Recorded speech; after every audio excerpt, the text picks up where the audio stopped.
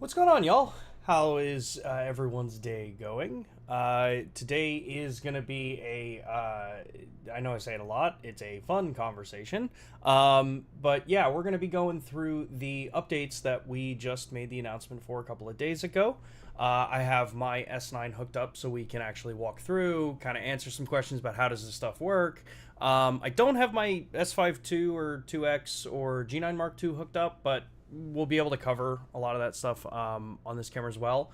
And I am also going to go through the LUMIX Lab side of the update because I've seen a lot of questions about, like, you have an S5 Mark II, Mark IIX, or G9 Mark II, and you're just starting to get in with Lab. And I know that I've already seen a number of questions in the chat and online about it, so I want to take the time and kind of walk through how the interaction will be with those cameras, ways that you can set the camera up so that you have access to real-time LUT like we do on the S9s.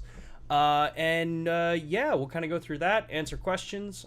If you have questions during the stream today, make sure to tag at LUMIX USA like you see many people doing in the chat. It just helps me get to them so that I can see them on my side.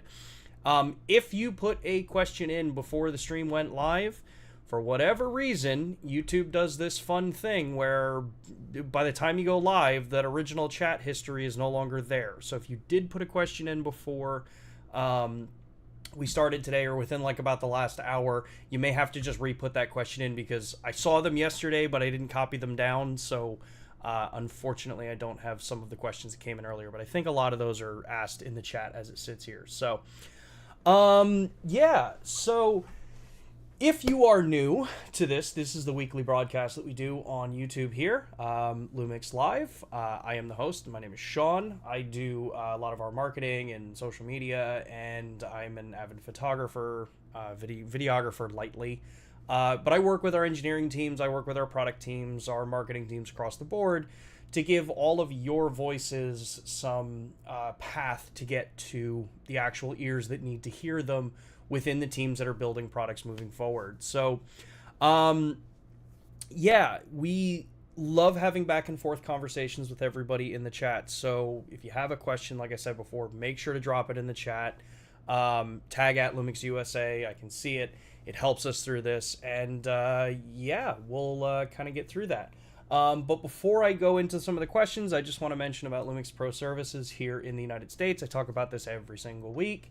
Red tier, it's free. If you've bought a LUMIX camera and you want that the 3-year extended warranty, follow the QR code or follow the link down in the description and get yourself registered. You'll be set up. You'll be able to get access to that program. If you're someone who prefers higher level of service and support, or you're a working professional and you know that you need, when you have downtime between seasons or jobs or gigs or whatever it is, you could always take a look at our Platinum tier. That is the paid level service. That will get you the 3-year extended warranty, but on top of it, you get 2-day repairs with next day shipping both ways. You get 20% off out of warranty repairs, so drops and breaks, incidental things that happen that wouldn't be a warranty coverage. You also get access to our member hotline, which is Monday through Friday, 9 a.m. to 5 p.m. on the East Coast, U.S. time. So if you prefer to speak to somebody instead of go through chat or emails. And yeah, you get cool little welcome kit still, I believe. And yeah, it's a really solid program if you're in that level that need it. But regardless, you have access to the free one here in the United States. If you are joining us from outside of the United States, you do have access in various regions to LUMIX Pro Services as well. You can follow the global link down in the description, and that will let you follow to see what's available in your region. So I encourage you to take a look at that. Yeah, let's take a look at some of these questions before we kind of dive into the setup here. Soaring says, when will aircraft subject detection be included in the S5 II line? As an aviation shooter, you're disappointed that it's on the S9 and not those higher-end cameras. Like I said at the end of the live event, we are continually improving these cameras. I don't have any details as far as what will or won't come to other cameras, but look at our track record. Realize that the S9 is the newest of the lineup, and most of the updates that were provided were kind of tailored a lot more towards what makes that experience a little bit better. So just hang tight. You know, keep following our social, keep joining LUMIX Live, things like that. Let us know what you want to see in future updates, and we'll work on getting that stuff over to the engineering team to hopefully be able to get you guys updates as we kind of move through time. So, let's see here. Very strange to see airplane detection on the S9. Can't see too many people. You would be surprised how many people are using the S9 for a lot of that stuff. I think one of the things we have to remember is the global use cases of these cameras. Flat type cameras are incredibly popular in many regions, and the concept of, well, that camera isn't appropriate for that doesn't really make sense these days anymore. You can do pretty much anything with any camera. And again, I just go back to that point. The S9 is the newest one, so that's always going to get the updates first, if we ever decide to be able to bring those to other cameras. But again, I just push back to look at our track record. We have a really good track record of bringing updates to cameras throughout their life cycles, especially when they're in the higher end tiers. Let's see here. Thanks for the update. I would wish for 2x frame markers on my S5 2X. I'm often filming interviews where I want the flexibility of framing for later. Yeah, I would love to see that update come to the other cameras as well. I'm 100% in line with you, and I think a lot of us are. The multiple frame markers, I think if you look at the perspective of what the S9 was designed for, it makes sense why that camera has those updates. There is tons of use cases in the kind of more professional side of the world where that can definitely be a benefit. And know that we do listen, we do hear those comments. Sometimes things just maybe take longer. Sometimes there are other reasons why things don't happen at the same exact time. But yeah, that's just kind of how it is. So, I have an S5 Mark II, and I use the LUMIX Sync app to control it. Can you control the camera with LUMIX Lab already? Due to my disability, I can't zoom without assistance. I really hope for power zoom lenses. So this is one of the things I want to talk about with LUMIX Live, with the LUMIX Lab side of the conversation, is kind of clarify what the cameras can do in their current state. We did state, and if you listened in the presentation, in the announcement video that I did, sorry, I'm just copying a link here to drop in the chat. The S5 Mark II, Mark IIX, G9 Mark II, and GH7 will be getting remote camera control, the Bluetooth remote control, and the ability to like select images on camera and push them to the app just at a later date. The S9 was the camera that was ready to have those updates now, so that's why it's got it. The other cameras, we're working on adding the support to those. That is a commitment. It is on the website.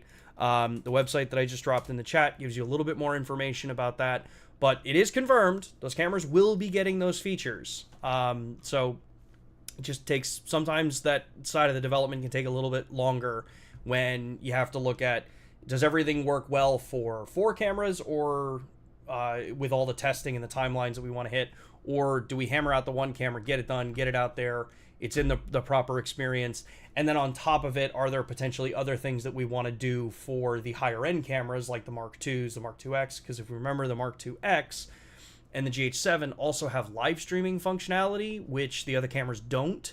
So sometimes you look at what would make more sense as far as packaging and when you do certain updates. So yeah, the remote stuff will come to the Mark IIs across the board. For G9 2 owner's perspective, the update is rather underwhelming. No live shooting with the LUMIX Lab app, and still connection issues with LUMIX Sync app. Have G9 owners been forgotten about? I don't see how that's a fair statement to make. The LUMIX Lab app, we've said from day one, is what is going to be replacing LUMIX Sync. A lot of times when you see new app versions come out, that usually means that development is shifting to basically support the new apps.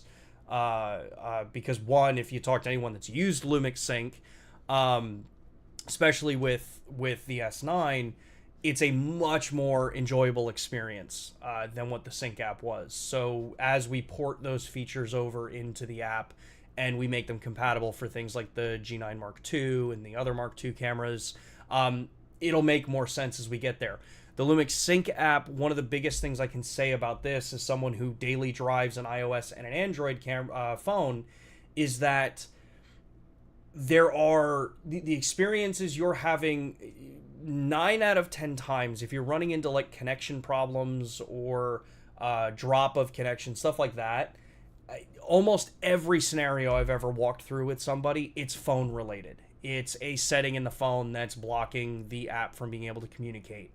It is sometimes as simple as going into the camera's menu and doing a reset of network settings, especially if you've tried multiple times and then it fails and things like that.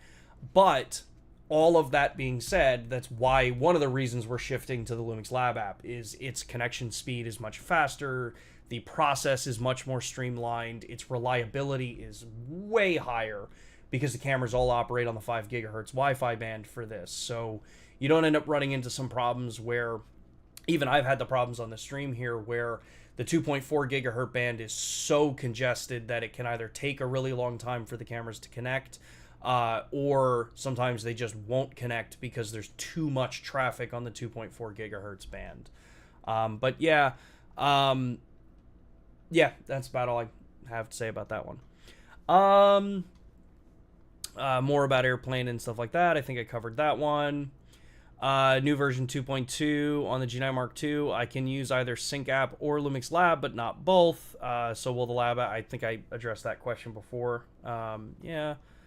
Just want to thank you for continually adding value to our already purchased equipment. Well, yep, that's one of the things that we've always tried to strive very heavily for is you don't always have to buy new cameras. When we release new cameras, it's because usually there's a big enough reason to with it. So, yeah. For even better few months, the S52X will last me forever. We do kind of make some pretty durable products, so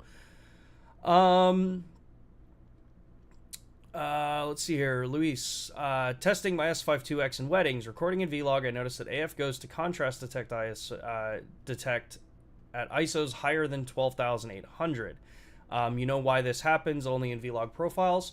I forget who did the video on YouTube about this, but they showed what happens with all cameras as you raise ISO to the kind of really, really high-end extents. I know the Sonys do this as well. They revert to a contrast-based AF in really, really low light or really, really high ISOs.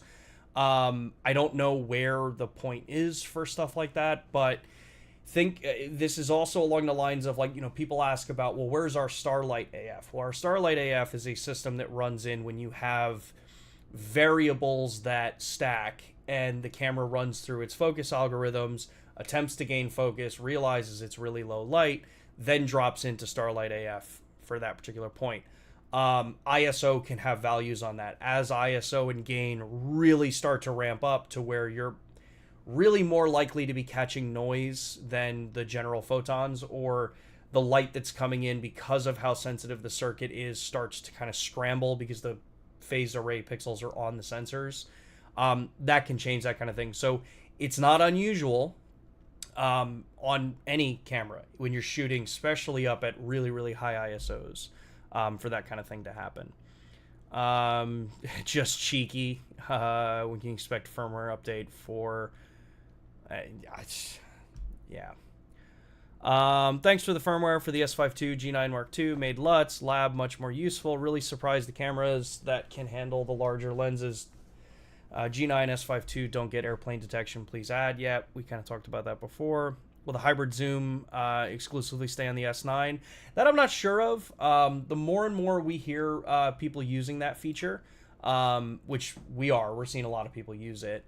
That always helps having much more, probability of seeing if we can add it to the other cameras to bring it in. So I don't want to say that, yes, it's going to stay exclusive on the S9, but it's a feature on the S9 right now. As more people feed back to us, like, hey, you guys really love this feature, or you're really finding benefit in this, that just helps us reprioritize, like, hey, is this something we can bring into a future update? So, I used the update with the S52X and LUMIX Lab. LUMIX Lab says it cannot work with RAW. Is this intentional? Yes, for the time being, that is intentional. RAW files The raw processing side of it, since this is a brand new app, and the levels you have to go to make sure that all of the phones and all of the devices that you're going to be working with support the raw file natively, either with the OS or, you know, have the hardware to support raw editing within our app. Some of that stuff takes a while. I know that it's one of the things that we are looking to include directly in the app. However, things like Lightroom Mobile or Snapseed or some of those other raw editing programs that's what they're dedicated for, have much more control over the raw files. So for the time being, yeah, if you want to edit raw files, you can select to not have the raw files be added to the app's gallery, so that they just go into your phone's gallery, and then you can have those load into your editor of choice to do kind of more severe. Some of the thought process also at the start is that, you know, when you're creating LUTs, the way our LUTs are built into our pipeline, I've said this before, it's a patented way that we're doing real-time LUT. No one else can do this. You can create the LUTs on a JPEG file and be confident that when you put them in the camera, they're going to be fine. They're going to work great with it. So, can you address a couple of videos I saw posting regarding the S5D? Yeah, so I have very limited information about the S5D. For one, as we had mentioned, or as I was talking about when I was on Dustin's live stream, which is a great live stream to go check out. Dustin's in the chat as well. The S5D is not a product that we have in the United States. It's not a, in general, globally released product. So as far as information goes, that's why it wasn't talked about on the live stream. Basically, you've got a upgraded S5 series camera, the original S5 series that has LiDAR support, which up until recently that series camera didn't have the capabilities to do. So for things like active track, or for the LiDAR finder, where primarily really for the LiDAR finder, where, you know, if you had like an S1H or a BS1H, or even the S5 Mark II series, those cameras, when you would connect the camera in through the gimbal and then run the LiDAR system, it's able to control the camera's lens for you. So the S5D adds that functionality. It also has a different badge on it, so now you know which camera's which, because the original S5, I'm not sure 100% of the details here, as far as why the original S5 doesn't have it. But again, it's not a US-based product, so it's not a globally based product, so that's one of the reasons why it wasn't really made a big deal of. It's much more limited release as far as what regions are carrying it. So, yeah. I'll take a couple more questions, and then we'll jump into actually looking at the kind of features here on the camera. Can you address? Okay, there was that one. Hope it's okay to ask here why the S9 doesn't have live composite. JR, that's a perfectly great question to ask on these streams. I'm not 100% sure the reasons why the S9 does not have live composite. One of the things that live composite, you know, does, right, is that it's a constant long stream of computational photography. It's taking multiple images, it's merging them, you know, pixel level for new brightness pixels.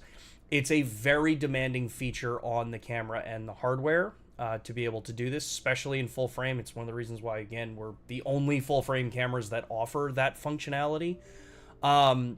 So I'm not 100% sure if it's that the S9 doesn't have all the hardware required to do it, or if it's something tied to the bit depth of the files or the type of processing being done for the image on that camera.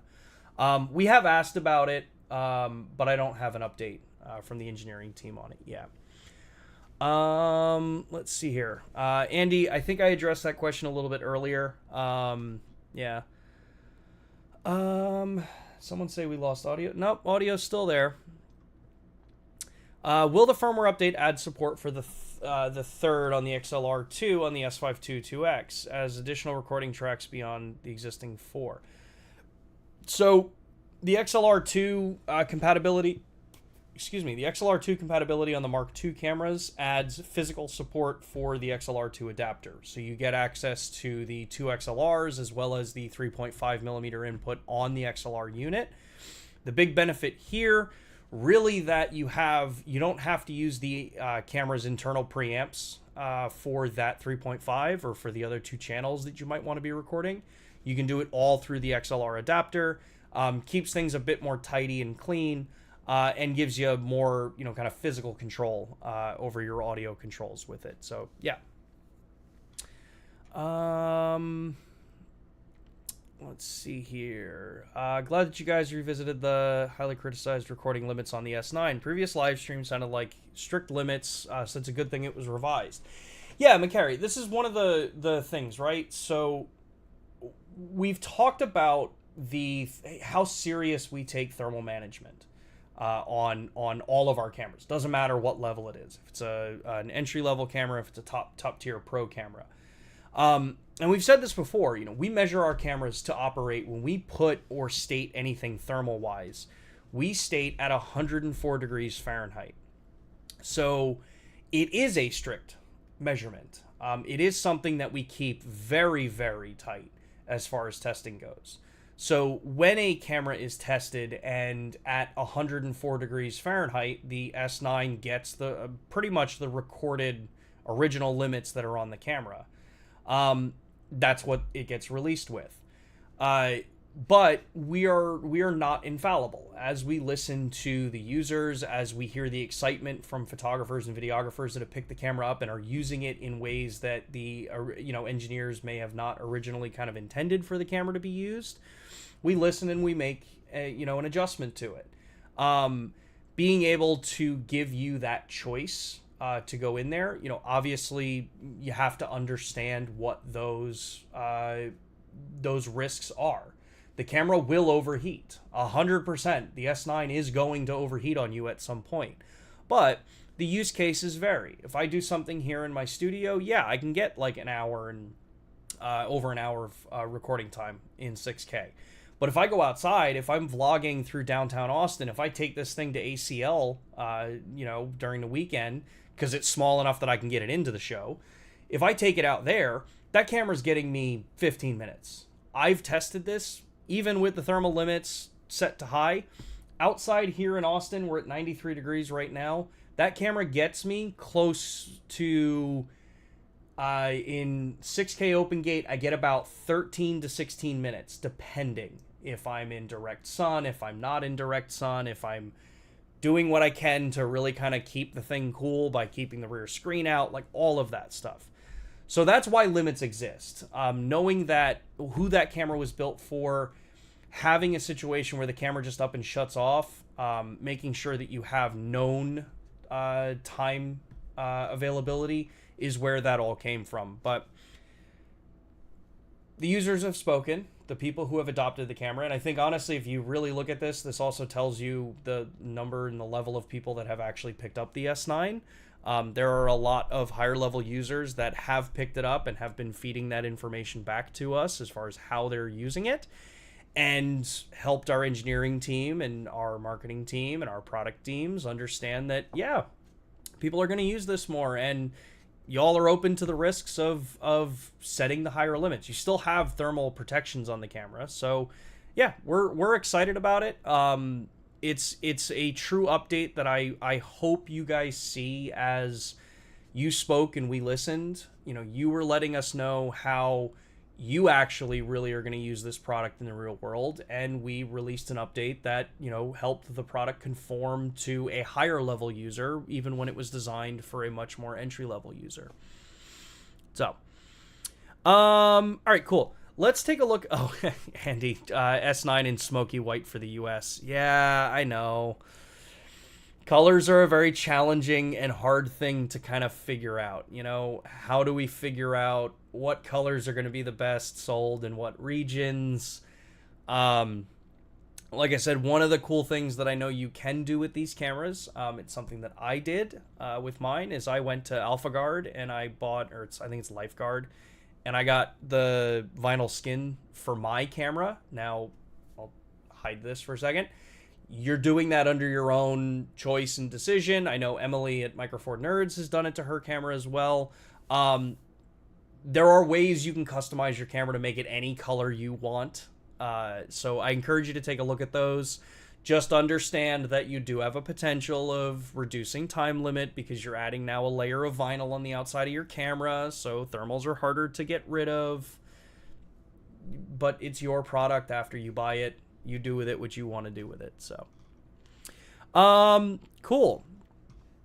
Where's my changer? Here it is. So, yeah, let's actually look at what were in the updates, right? So, when we look into the camera, one of the biggest updates, that we talked about, and as I've mentioned a couple of times, is the thermal or the video record limiting to be able to be turned off. If you haven't looked at this or you're kind of curious where it is, this is under the main settings menu. You go under your monitor display, and then you'll see video record limit. You can turn this on or off. When it is on, you will see that you get, in this case, the 15-minute limit, because I've got the 3.8K recording option. But if I come in and turn this off, you'll get the warning here. Explains about how the camera to the physical touch can get very hot. That it is recommended to use this on a tripod or monopod or something where you're not adding additional heat from your hands on the camera, and also for safety reasons. But when you do enable that, you'll notice that you get up to that full capability of what your card can read. So it gets me the 4 hours and 53 on the card that I have in this camera. But the other kind of really major part of this update was the frame guides, adding those 3 frame markers into the camera. So if you're using the MP4 Lite or using OpenGate Lite, being able to come in here, and I have this set into my FN tab for the touch tab, I can turn my 3 frame markers on. And I'm just going to move my face cam down a little bit here so we can see. But what's really cool about this is that I have that ability that I can tap on the screen, and then I can select the top right corner and I can resize this however I want. I can move this wherever I want on the screen as well. So if I know like how I want my positioning to be done, if I know that my 9x16 is probably going to be pulled from, say, speaker 2, I've got it there. I know that if I want to toggle through these, I can just press the Q button on the back of the camera. And here I've got my 4x5 or my 5x4 option. So I can resize this and say like, okay, I know like if I want to put this as a full item on Instagram, I'm good to go. That's where my crop's going to be. I can toggle again. Here's my 16:9, where if I know like, hey, I want to give myself room for, doing some maybe panning and stuff like that, I can shift the size so I can keep myself framed and be able to move through with the resolution I have. The cool thing is that if you use the rear dial on this, you can actually go by percentages for the sizing. So I can set this to say like 80%, which would be a 20% punch in on the resolution that I'm recording at. So I can then know like, okay, when I bring this into software, if I punch in 20%, I know how much room I've got to reframe, to add digital pans, digital zooms, all that kind of stuff from the main file. The other kind of really cool thing about this particular update here too is that if I go into the menus and we look at the actual frame marker menu, you see that each of these frame markers, I can change the color of them. So I can set it up so that if I want to say, okay, I want to know what, like, 16:9 is going to be blue, right? I can just set it so I know that the blue frame is my 16:9. I have my 9x16 here is green. And say I'm doing an interview where I'm going to have 2 people side by side, right? I'm doing a talking heads kind of interview.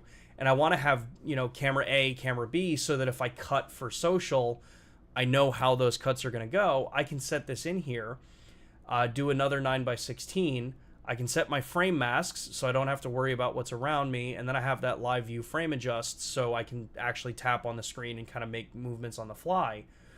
But what was actually brought up to me by someone who's using these cameras is that if I'm doing a side-by-side interview, right, where I have the 2 people kind of opposed talking to each other, I can have the camera set up so that I know framing-wise how my 9x16s need to be positioned for the vertical cut from that particular shot.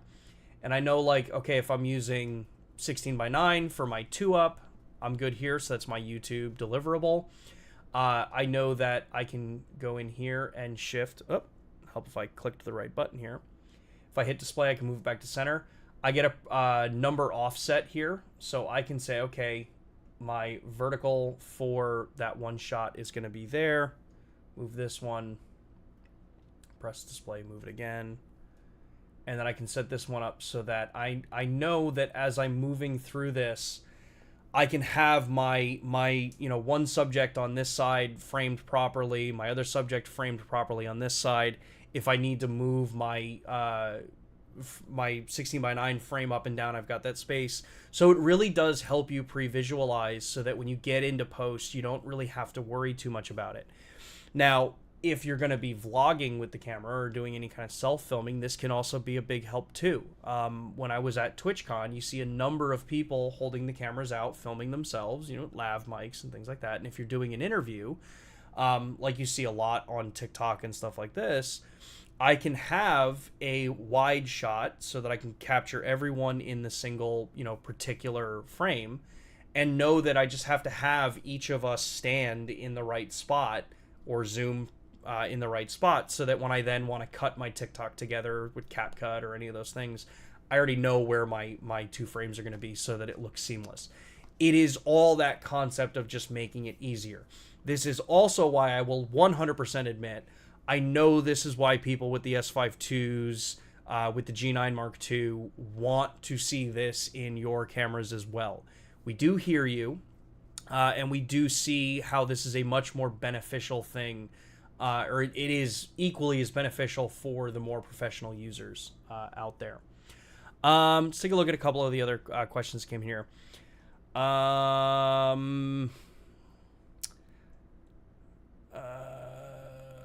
There is a noticeable stutter latency between S9 Lab when using in remote viewing and control. As far as latency goes, yes, Wi-Fi connections, you're going to have latency. You're not hardwiring it to it, so you will have a little bit of latency. I haven't seen any stuttering on it, but granted, I'm using very current mobile devices and tablets. I actually broke out an old Pixel phone that I gotta see hopefully runs a new enough version of Android to be able to test the Lab app on, to see how it kind of performs there. But that's exactly why there are certain settings. Sometimes older hardware can cause that. I don't know if that's exactly your challenge there with what you're seeing, but I haven't seen any kind of concerns with stuttering on it. It's not going to be a true, like a lag-free experience because you're still processing over Wi-Fi for it. It's here. Can you recommend a Cine D to 709 to help match the LUMIX Vlog to 709? Particularly nice to 709. It's one in the LUMIX Lab I should look at. I don't know if there's anything in LUMIX Lab specifically that would be a like Cine D to 709 or a vlog to 709.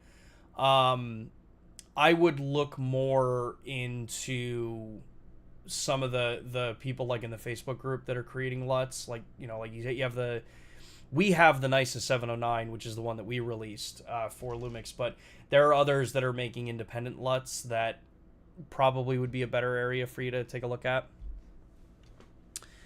Any chance of getting 4x5 framing added? I think we have 4x5 in the camera. Yeah, 5x4 and 4x5 are added here. It wouldn't be a native thing that you would end up being able to like record the photo in. That's going to be 3x2 or 4:3 or 16:9, those ratios. I don't think you're going to see a 5x4 added as a default frame to capture the JPEGs in. You'd have to crop them into that. Can we do direct connection with USB-C to iPhone or Android with LUMIX Sync app or LUMIX Lab for remote shooting to use it as a monitor? The LUMIX Sync app did have the ability to use a USB connection into there.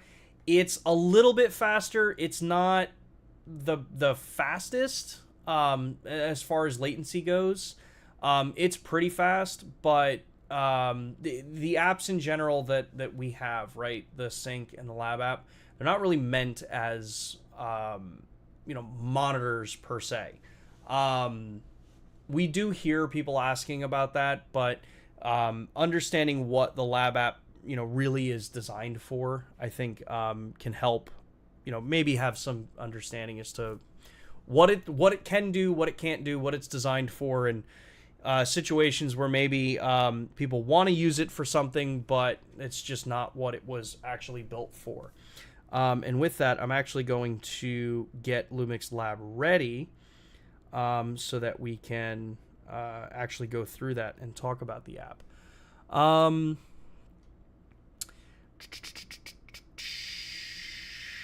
Love to see hybrid zoom. Yep. Love my G9 2 as I get more experience with the AF modes. Looking forward to working with LUMIX Lab. And it's a +1 for airplane, yeah.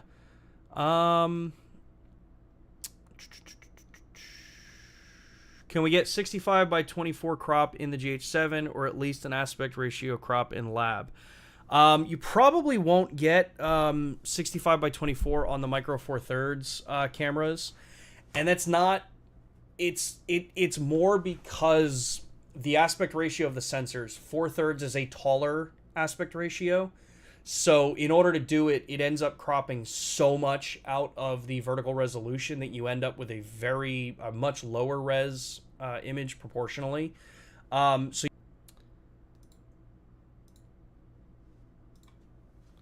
Okay, maybe we're back.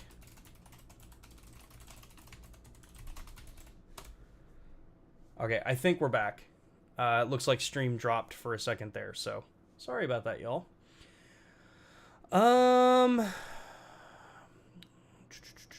Apologies if this has been asked, but are there any plans to bring 422 recording to the anamorphic 4.3 modes, either 4.4 or 5.8K? It's fine to ask that here. Kind of one of the biggest things is that 422 color, right? So the subsampling, even in the GH cameras, still produces a heck of a lot more heat than 420. And the perceived difference between 420 and 422 are pretty low for 99% of shooting. I know a lot of people are probably going to hate that I'm saying that. But you have to look at in general, what actually works. Because the open gate recording modes on our cameras are in HEVC, 422 10-bit HEVC is still a difficult chroma subsampling and compression to work with on a majority of devices. I know that some Apple M-series MacBooks are fine with it, but Apple still doesn't make the number one the number one devices used for editing. We have to make sure that even like on a Windows side, that the mass amount of hardware is at a level where it's a reasonable experience. So yeah, a lot of that kind of stuff, it's 420 10-bit in HEVC because one, that's a standard. It's a incredibly widely accepted editing format, and that's just where it is. It's kind of the same as the follow-up question there is, the 4K 60, wanting to be able to do open gate at 60 or higher frame rates, thermals, processing power, stuff like that, even down into things like rolling shutter. Those are all things that come into play as to why certain frame rate combinations and resolutions may not be available on certain cameras. So, is there a reason the S5 Mark II can't do 32-bit with the XLR2? The analog digital conversion occurs within the XLR2, so surely it's just a matter of wrapping the 32-bit PCM stream in MOV. Do you work on the cameras and actually the firmware and the hardware of what's in them? Sorry, that was a bit of a snarky response. The fact is, the GH7 is the camera that has the hardware required to do the entire pipeline. My understanding is the Mark II cameras and the predecessors to the GH7, because 32-bit was not something that was in a thought process of wanting to bring into those cameras, it doesn't have it. The GH7 does. There are times with features and capabilities that as the newer cameras come out, they have extra pieces of hardware that can do things that the other ones can't.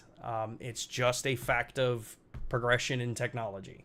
Would I love to have 32-bit on the other cameras? You bet I would. I love working in 32-bit float. It makes my editing so much easier. But at the same time, and maybe this is because I've worked on this side of the industry for so long, I understand that sometimes they can't. So, yeah. Let's see here. Is there a recommended video for setting up multicam live streams like you're doing now? There are videos out there. I'm doing it in probably not that super efficient of a way. So I have my S5 Mark II, which is my main camera. I have a Blackmagic A10 Mini switcher here that has my one camera setup, and then I have a top down that's just piped through the ATEM to be able to show you the cameras. That's how I have it set up. And then to switch camera feeds in OBS, or in this case I'm using Streamlabs, I just have an Elgato Stream Deck, just the little 6-key one that I use for that stuff. So yeah, that's a really simple way to do it. And all of like my main camera's piped in through an Elgato 4K Pro PCI card, or PCIe card. Yeah, that's what I recommend. UVC and all that kind of stuff, it's cool. But when you want to start doing multicam stuff like that, you really do need to go to HDMI or SDI if you're in a really high-end pro level, and go to dedicated switchers at that point. Because you have a lot more control and you don't run into problems where maybe you're going to overexert what your USB peripheral capabilities are when you're going to look at, say, multicam stuff. So, Dustin says, ew, Streamlabs. Yeah, gamer, bro. You know, I just find Streamlabs is a heck of a lot more reliable for what I'm doing. So, yeah. All right, let's actually talk about LUMIX Lab. So I have LUMIX Lab hooked up here on my tablet, and it's piping in for my S9 right here. So we take a look here. This is what you're going to see on the S9, and eventually this is what you'll see for the Mark II cameras. We did state that. You have that toggle for the 5 gigahertz connection functions here, so this will let you actually force the camera. This will tell the camera, hey, I need to be in the 5 gigahertz connection band, so that my reliability is there, the speed of transfers there too, that kind of thing. You have still the normal stuff that we had at launch. So you have LUT transfer, you have transfer photo and videos, and then you have the Wi-Fi disconnect option. But you'll see the new options for shutter remote as well as camera control. These are the two new ones that are added in. Kind of the cool things here as an overview is if I go to camera control here and get these connected. Have I connected these ones before? Yeah, I think so. What did we say? Sacred City says, I thought US9 was like wow, Sean really did go full Texas. No. So the cool thing that you can see here is that in the Lab app, I have the visibility here of my frame markers.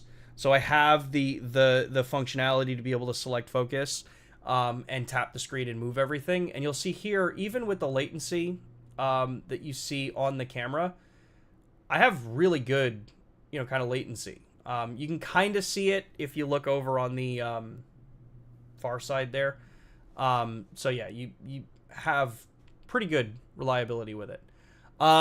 You have your general functions up here, so changing things like color profiles, being able to change the recording modes that you're in, even being able to come in, go into kind of general settings for it, like how I want my general stuff. I can toggle auto transfer in this particular side as well. But probably the most important thing, and actually I think Dustin talked about this, Dustin, on the stream, on your S9 video, I think you talked about this.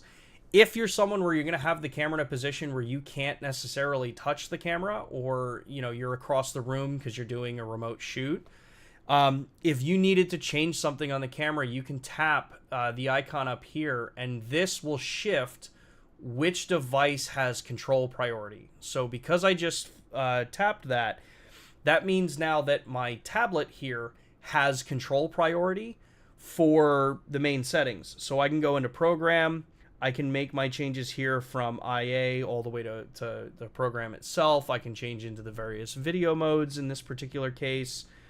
If I want to be able to change for stills, what the resolution and all that stuff is, I have that. I have my aspect ratios. So for those that want that 65 by 24, there we go. We've got it.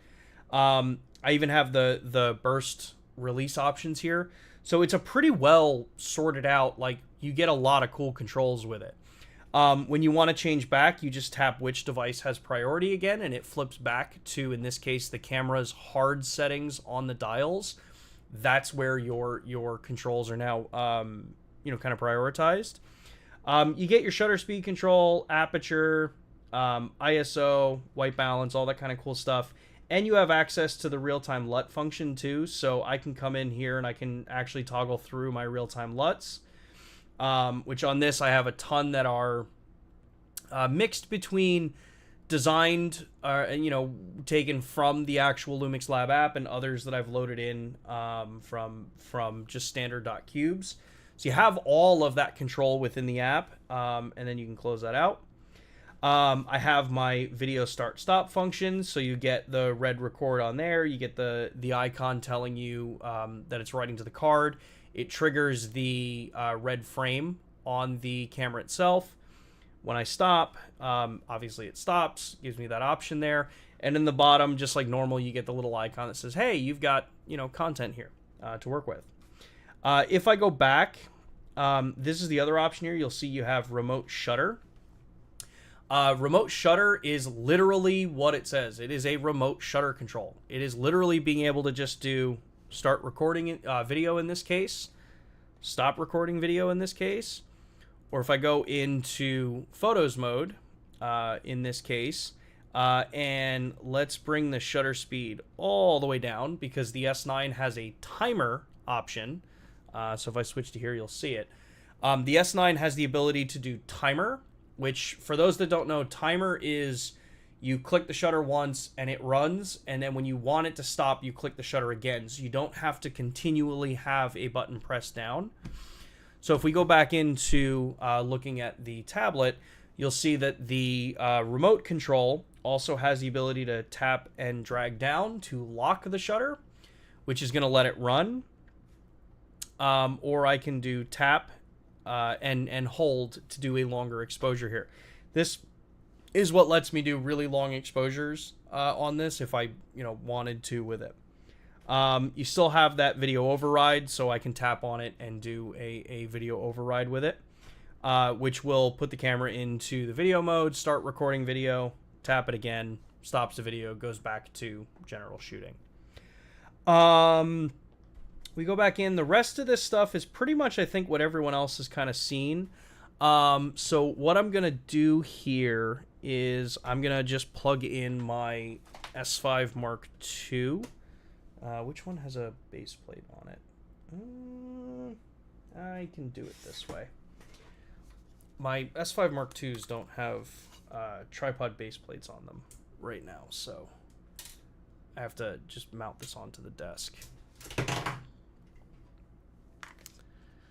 Let's see here. And did I firmware update this camera? I'm pretty sure I did. Let me make sure that I did. Get this set up. Talks amongst yourselves. Anyone that watches SNL from years ago, this is like coffee talk. Riveting YouTube content, I know. All right, let's take a look at a couple other questions before we jump into this.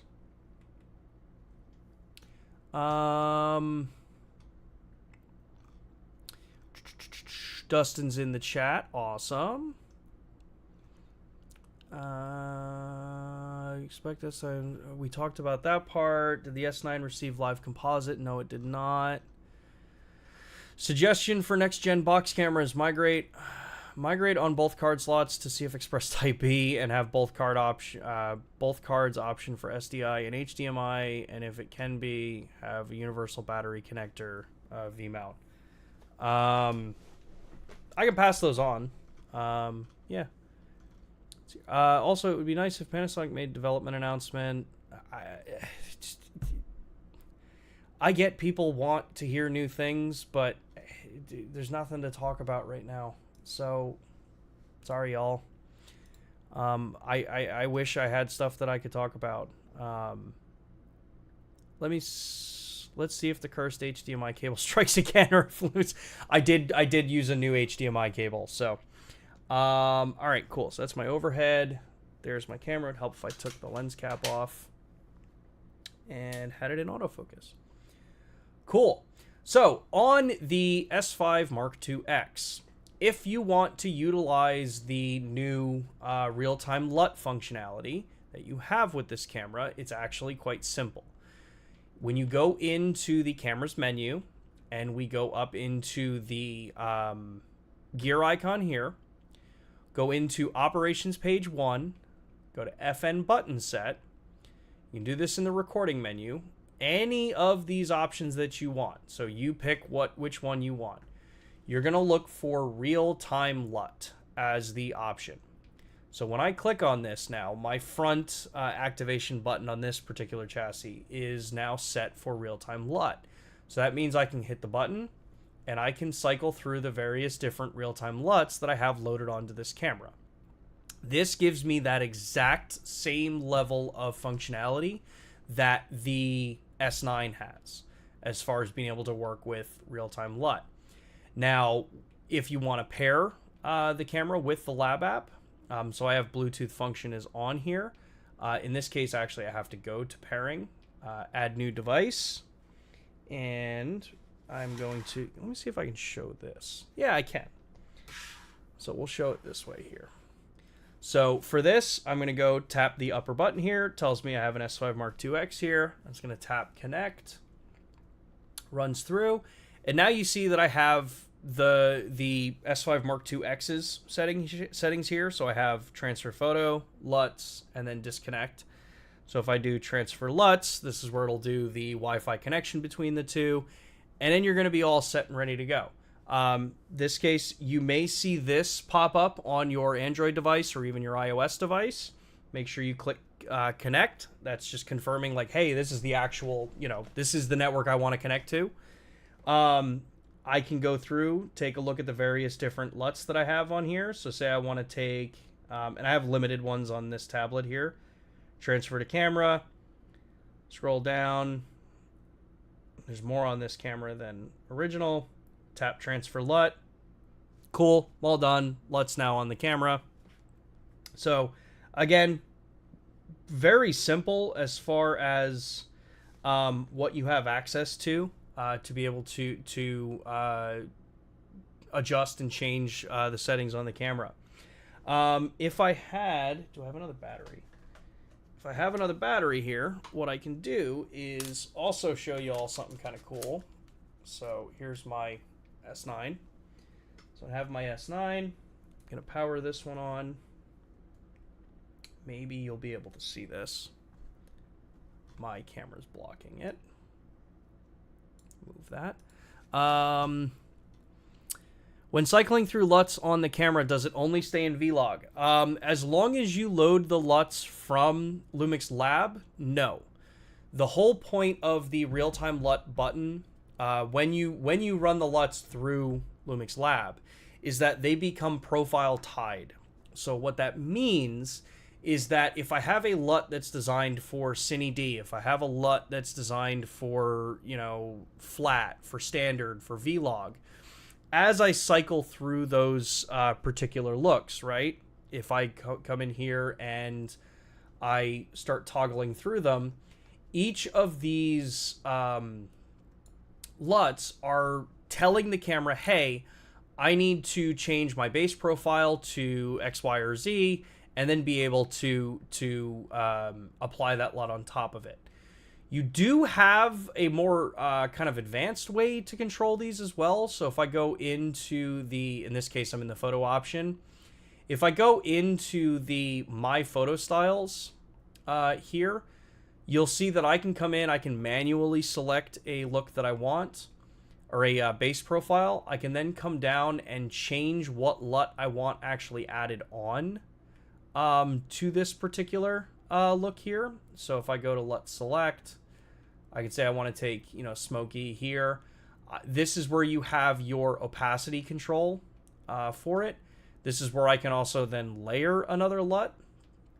If I would stop hitting the shutter button, I can layer the different looks, so I can start to kind of make my own particular look or style to it. But then also, if you scroll up, this is also where I have that ability to add grain effect to each of these profiles.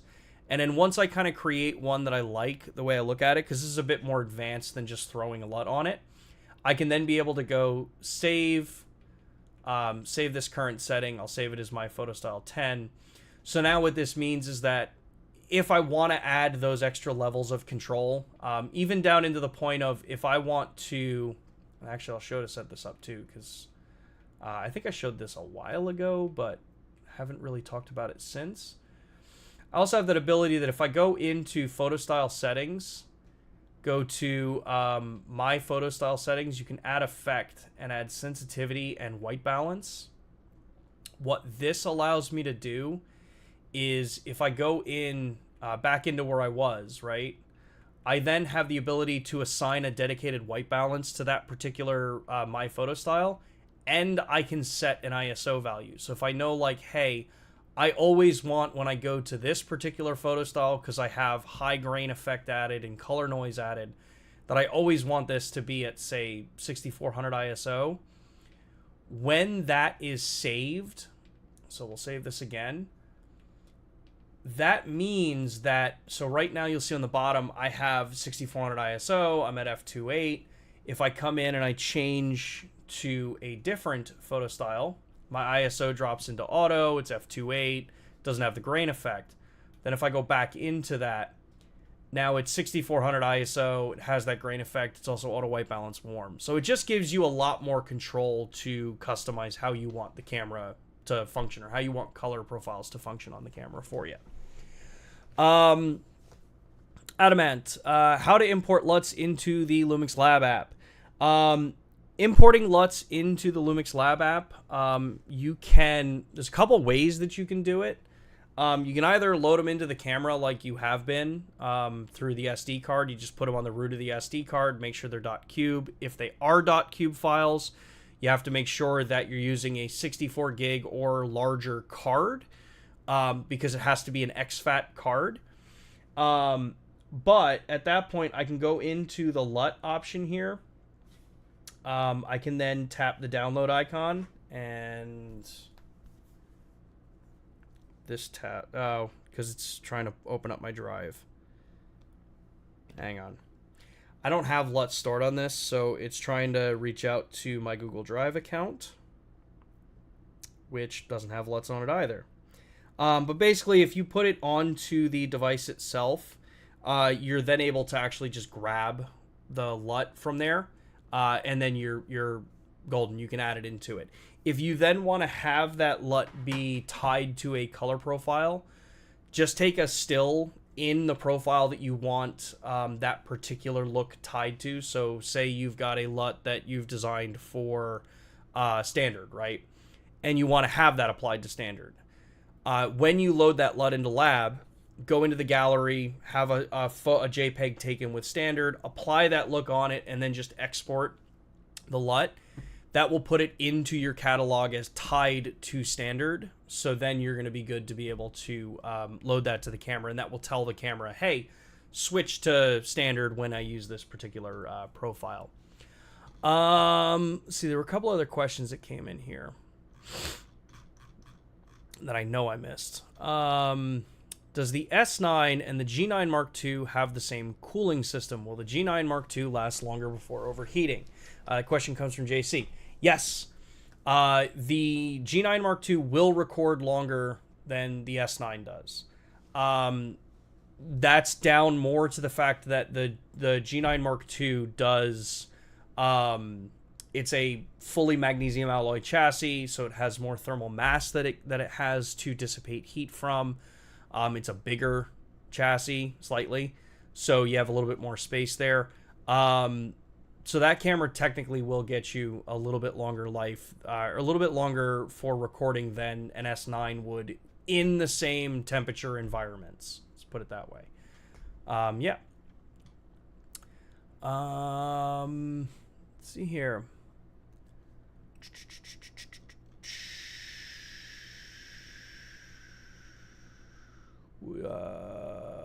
M. Sardo. Mr. Sardo, where is your question? Because that one sounds like you're running into a challenge with a freezing camera. I don't see you in the chat, so yeah. From what I can see, someone tagging so I can get look on that particular question there. If you're running into a situation where you've got a camera that may be freezing or running into problems, contact a service and support center. The internet's not going to help you. The internet's going to have too many people that have too many opinions that don't know enough about anything that could potentially be causing a problem. So talk to a service and support member. They'd be better at being able to troubleshoot for you.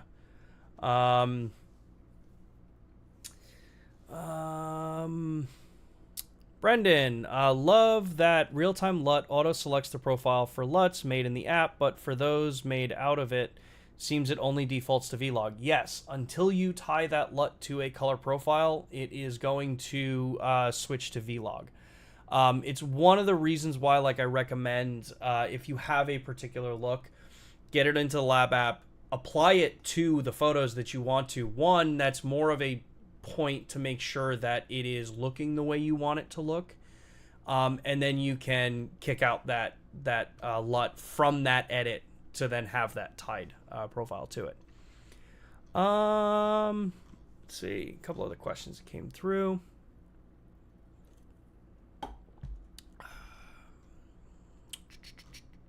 Thank you all so much for all the questions and the comments in the chat. This is awesome.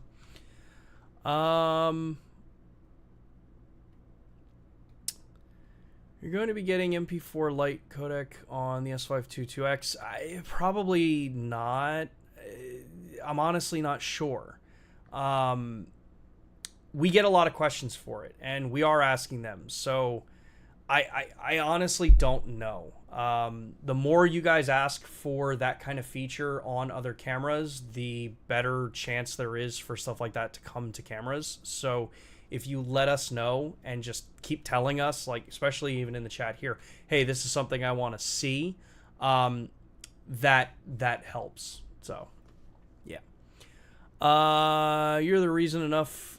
Jay says, Sean, you are a reason enough to use LUMIX. Thank you very much. You should be buying cameras based on what you need. That's always an important thing. I can tell you what works for me, and hopefully I can provide y'all with some good support. But yeah, thank you very much for the compliment. Rhett, how do you feel about the default 709 Vlog LUT? Do you use it? I've heard people say it might need an update. Thank you, Rhett. Personally, I use it all the time. I'm using it right now. There are, I think, more than two ways to think about color grading, right? There is the technical color grading, where you're going for totally 100% perfect accurate color based on charts and color swatches and stuff like that. And that's awesome. Major motion picture, really, really high level stuff. Yeah, that would be like super, super important. For people like myself, I don't care. As long as I do my white balance, as long as when I'm looking at the screen that others are going to be viewing, or a similar screen that others are going to be, watching this on, if it looks good, I'm good with it.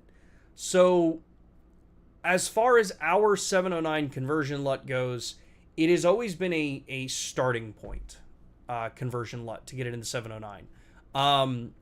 Vlog is designed so that you can take it from the Vericam to the S1H to an S9, even into a G100D, G100D that has 8-bit and Vlog-L. It's designed that you can take the looks and apply them, and then you have to understand what the, latitude is on each of those sensors, but the colors are going to transfer across the board. So R709, I think honestly, when you look at what the industry has created, and by industry I mean all of you, you've all created some amazing LUTs out there, amazing conversions, things that are incredibly accurate, things that are incredibly stylistic. It actually starts to kind of question why you would have a solid, dedicated one from the manufacturer. Now, if you're, I understand why you would. I don't want to dismiss that point, but if you looked at, say, the GH7 and you're using Arilog C3, that's where you've got a really solid option, and that can actually be a reason why maybe if you are someone that's working in a much higher level, you need a lot more accurate color, you need more of the tools and manufacturer provided looks and conversions. Arilog C3 on a GH7 or a GH6 is going to get that for you, because you've got Ari's entire look library for Log C3 available to you. So it's a lot of it's different, and to be fair, those LUTs were also built back with the EVA and the Vericam, so they are a little bit older compared to the much newer cameras. Rhett says, and some form of 60 FPS open gate for the GH7 would be nice, even if lower quality, but maybe not possible on current gen stuff. Yeah, that's one that I'm not sure of, if the 5.8K is capable to do 60 through either engine limitations, because that's a lot of information to be passing through, and a lot of heat generation. So, Rhett, good answer on 709. Yeah, I never liked it as a final look, but it was always a great starting point, although I'm a nicest LUT believer. Yeah, nicest I think is a little bit better, yeah. Can LUTs be stored on my S5 IIX? If so, how many? Well, after you do the firmware update that we released, which actually is probably a good segue to put that in there. Link I just dropped in the chat is where the firmware updates are all published. After you do that update, you can store up to 39 in the S5 II, S5 IIX, G9 Mark II, and the S9. And GH7? Yeah, and GH7. Yeah. Cool. I think we got through the vast majority of the questions that were there. Awesome. Well, thank you everybody for jumping in, and all of those questions and the back and forth, the commentary, the just interaction with each other, the support I'm seeing that people are giving to each other in the chat. That is awesome stuff to see. That's exactly what we've wanted to always build with these live streams, is that it's a community place for you to be able to come in, ask us questions, ask questions of your peers in the chat, and just be able to talk about this stuff and not be, kind of wondering, is the answer you're going to get from us a real answer, or is it something that other people are kind of guessing at? That's always kind of the goal. So, thank you again, everybody, for tuning in. We will be back next Thursday at 2 p.m. Eastern Time. I have to work on whether or not next week is going to be a recorded session or a live session. The reason being is that I will be at Adobe Max, but I will be right on the edge of having to leave to the airport to head back home. So I might be able to do it live. I'll try to keep people updated throughout the week, because we've got the show going on. If you happen to be going to Adobe Max, one, be incredibly careful and be incredibly considerate of those, because Max is being held in Miami. Be incredibly careful and considerate of those that have just gone through the horrendous hurricane. This is their homes, and people that are coming in for events. It puts a lot of stress on a community. So make sure to, if you're going to be there, be careful. If you are someone who tuned in with this and are from any of the regions there or the surrounding areas that may not be as heavily impacted, I I reach out to you.